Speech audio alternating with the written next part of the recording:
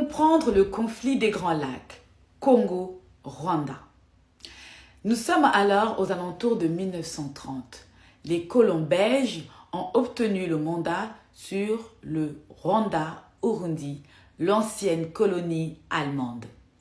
Afin de protéger les populations du royaume Rwanda de la disette et de la famine qui sévissaient régulièrement dans cette région, les colons belges et allemands ont décidé de favoriser l'immigration de cette population vers le Nord Kivu, le Congo belge, l'actuelle République démocratique du Congo.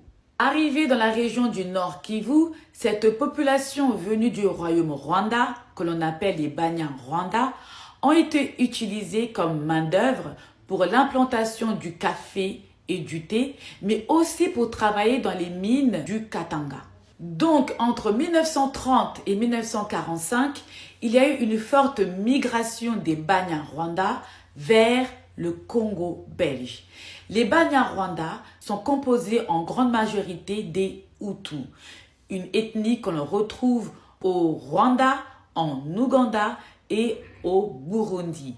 Et ils parlent le Nyarwanda. Malgré cette forte migration des Banyarwanda vers le Congo belge, l'équilibre était respecté entre les Congolais autochtones et cette population venue du royaume Rwanda. L'entente était tellement bonne que les colons belges n'ont pas pris la peine de se pencher sur la question des migrants Banyarwanda. En 1959, avant l'indépendance du Congo belge, les Congolais de Patrice Lumumba organisaient des congrès dans tout le pays afin d'obtenir leur indépendance. Et les Rwandais burundais participaient aussi à ces congrès afin que leur pays, le Rwanda-Urundi, puisse aussi obtenir leur indépendance au même moment que le Congo belge. Et en parallèle, les étudiants rwandais-burundais demandaient à la création d'une fédération Congo-Rwanda-Urundi. Et Patrice Lumumba appuyait cette revendication. L'entente était quasi parfaite. Mais les crises sociales survenues au Rwanda-Urundi n'ont pas permis à l'aboutissement de l'indépendance commune du Congo belge et du Rwanda-Urundi. En effet, la crise sociale nommée la Toussaint rwandaise en 1959, menée par les Hutus de Kayibanda, entraîna l'abolition de la royauté rwandaise. Donc, à cause de cette crise sociale, entre 1959 et 1963, des milliers de Tutsis fuyant des massacres se sont réfugiés au Congo belge, en Ouganda, en Burundi et certains en Tanzanie. En clair, durant cette période, la moitié de la population Tutsi sont ainsi réfugiés à l'étranger. Malgré l'indépendance du Rwanda et la mise en place de la République du Rwanda, présidée par Kayibanda en 1961, puis par Habyarimana en 1973, l'exil des Tutsis reste inchangé. Pendant ce temps, au Congo, la diaspora rwandaise fut intégrée. Certains ressortissants rwandais occupent même des grands postes. Exemple, Barthélemy Bisengimana. En effet, M. Bisengimana occupait le poste du directeur de cabinet de Mobutu. Et entre 1969 et 1977, il occupait pratiquement le poste du vice-président de la République du Zaïre. Il instaura clairement un régime en faveur des rwandophones et il fit passer une loi accordant la nationalité zaïroise à tous les ressortissants rwandais habitant le pays depuis le 30 juin 1960. Et dans le cadre de la zaïrisation, il désigna plusieurs Rwandais à la tête des entreprises du pays. Du coup, dans le Nord Kivu, dans les territoires de Masisi et de Rutshuru, les propriétaires changèrent. En effet, les immigrés rwandophones étaient alors plus nombreux que les autochtones congolais. Le Sud Kivu, une région congolaise, accueilla en même temps une forte diaspora Hutu en provenance de Burundi, chassée par le régime du colonel Mikambero. En effet, ces Hutus ont tenté un coup d'État et leur population a été massacrée. La contre-attaque en 1972 des Hutus pour venger les victimes de 1969 au Burundi entraîna l'assassinat des élites Tutsis. C'était un véritable carnage.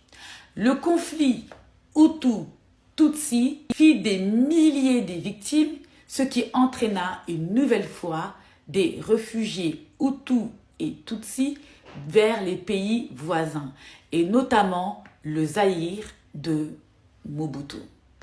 Comprendre le conflit des Grands Lacs, partie 2.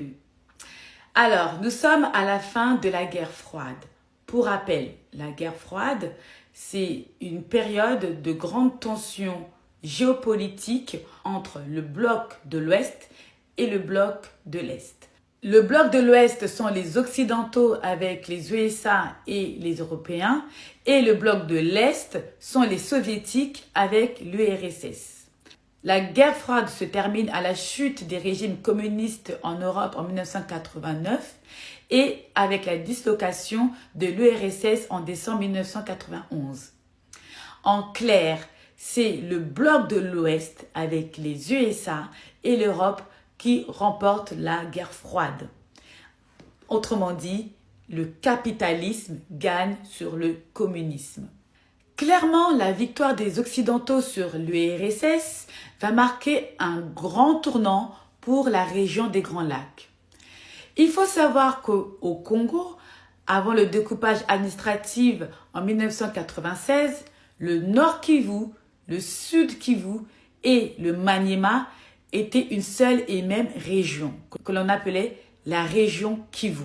Cette région est la plus riche d'Afrique avec ses volcans, son climat favorable à l'agriculture et ses richesses minières. Mais à cause des délabrements de voies de communication, les routes, les chemins de fer et les voies navigables, la région Kivu est isolée des autres entités territoriales du Congo. Et donc, la seule option sur le plan économique pour la région Kivu est de s'orienter vers les pays situés à la frontière, l'Ouganda, le Rwanda, le Burundi et autres. Et donc, très rapidement, la région Kivu, qui n'était qu'une région agricole et touristique, devient une région minière et d'intérêt stratégique. Pour la RDC, les choses s'accéléra en avril 1994 avec le bombardement de l'avion du président Habyarimana. Cet assassinat provoqua la mort de 2 hommes d'État africains, Habyarimana du Rwanda et Ntaramira du Burundi. C'est cet assassinat qui déclencha le génocide du Rwanda. Le mouvement FPR, Front Patriotique Rwandais, né en 1987, est un rassemblement qui est composé majoritairement de la diaspora Tutsi vivant dans les pays voisins d'Afrique. Mais le noyau dur de ses dirigeants est issu de la diaspora rwandaise vivant en Ouganda. Et l'un de ses fondateurs ne sont autres que Rugema et Paul Kagame. D'ailleurs, entre 1981 et 1996, certains membres du FPR ont participé à la reconquête de l'Ouganda de Museveni. Et certains ont occupé des postes de haute responsabilité dans l'armée ougandaise, puis ont été chassés à cause de leur origine rwandaise. Le mouvement FPR a toujours contesté la présidence de Habyarimana. Et dès le lendemain de la mort du président rwandais, une guerre civile éclata dans le pays. Le génocide rwandais était perpétré en seulement 100 jours. C'était un moment d'une violence et d'une horreur inouïe en Afrique. Il y eut entre 500 000 et 800 000 morts et les Tutsis étaient la cible majoritaire. Le plus étonnant, c'est que sur le plan international, personne n'a tenté de stopper le génocide. Il a fallu attendre l'arrivée des troupes du FPR qui ont saisi la capitale Kigali, puis la ville de Gisenyi, une ville frontière à la RDC, au Zaïre, pour mettre fin à ce génocide rwandais. À la suite de sa victoire militaire, le FPR met en place un gouvernement d'unité nationale, le MRND. Le pasteur Bizimungu, un Hutu, devient le président de la République du Rwanda. Twagiramungu, un autre Hutu, devient le premier ministre. Et Paul Kagame, un Tutsi, devient le vice-président de la République du Rwanda. Ce trio est alors perçu comme une réconciliation entre les Hutus et les Tutsis. Jusque-là, tout va bien. Sauf que le génocide rwandais a créé un changement inattendu dans le Zaïre de Mobutu. En effet, 2 millions de Rwandais se sont réfugiés au Zaïre dans la région du Kivu. Et les violences de masse commencées au Rwanda se sont poursuivies sur le sol zaïrois de la RDC. En effet, dans les camps de réfugiés au Zaïre, des millions de Rwandais furent tués, et majoritairement des Hutus, et aussi des Rwandais naturalisés congolais. Et d'autre part, l'armée rwandaise empêchait le retour des réfugiés en masse vers le Rwanda. Face à ces violences de masse, d'autres réfugiés ont pris la fuite vers l'intérieur du Zaïre. Parmi ces fuyards se trouvaient des civils, mais aussi des personnes appartenant à l'ancienne armée rwandaise, la FARC, les Itaramwe, et aussi des personnes impliqués dans le génocide de 1994. Tous ces fuyards furent poursuivis à l'intérieur du Zaïre par l'armée patriotique rwandaise, l'APR. On compte des milliers de victimes, majoritairement des Rwandais, mais selon le rapport Mapping, on parle aussi de plusieurs nationalités. Et au même moment, certains rwandophones Tutsis arrivés en 1959 au sud Kivu au Congo et qui se sont fait naturaliser zaïrois entre-temps, envoyèrent leurs enfants dans l'armée patriotique rwandaise, l'APR, et certains même participaient au financement de cette armée. Et lorsque les troupes du FPR se sont emparées du pouvoir au Rwanda, certains rwandophones Tutsis du sud Kivu sont retournés dans leur pays d'origine et certains ont occupé des postes à haute responsabilité au Rwanda. Exemple, Nyumbaïr de la Banque du Rwanda a été secrétaire général de la société Afrima et délégué adjoint de l'Union zaïroise des banques. Ou encore Rwingamba, actuel DG de CPGL, Comité économique des pays du Grand Lac, qui a occupé au Zaïre la fonction du DG de Sofid. Et pourtant, toutes ces personnes rwandaises d'origine, puis naturalisées congolais, ne juraient que par leur nationalité zaïroise, congolaise. Ce retournement de veste a estomaqué les Congolais d'origine. Et en même temps, les autres rwandophones Tutsis arrivés en 1959 se sont autoproclamés Banyamulenge. Banyamulenge signifie littéralement ceux qui viennent de Mulenge, une région située au sud Kivu. Petite parenthèse, attention, il ne faut pas confondre les Banyarwanda, les émigrés rwandophones arrivés dans les années 30 dans le cadre de la mission belge, et les Banyamulenge, qui sont les exilés rwandophones Tutsis arrivés en 1959. Ce n'est pas pareil. En octobre 1996, ces Banyamulenge ont commencé à faire des revendications auprès de l'État zaïrois afin qu'on les reconnaisse comme autochtones de la région Mulenge. N'étant pas originaires de la région de Mulenge, car il existe des véritables autochtones de cette région, les Banyamulenge ont vu leur requête rejetée par l'État zaïrois. Mais cette revendication avait déjà été soulevée quelques années auparavant par ces rwandophones Tutsis du sud Kivu qui revendiquaient être les descendants du Rwanda-Urundi installé sur les hauts plateaux avant le partage colonial de 1985. En d'autres termes, ces exilés rwandophones Tutsis du sud Kivu se disent être autochtones de cette région bien avant l'arrivée des colons. MDR.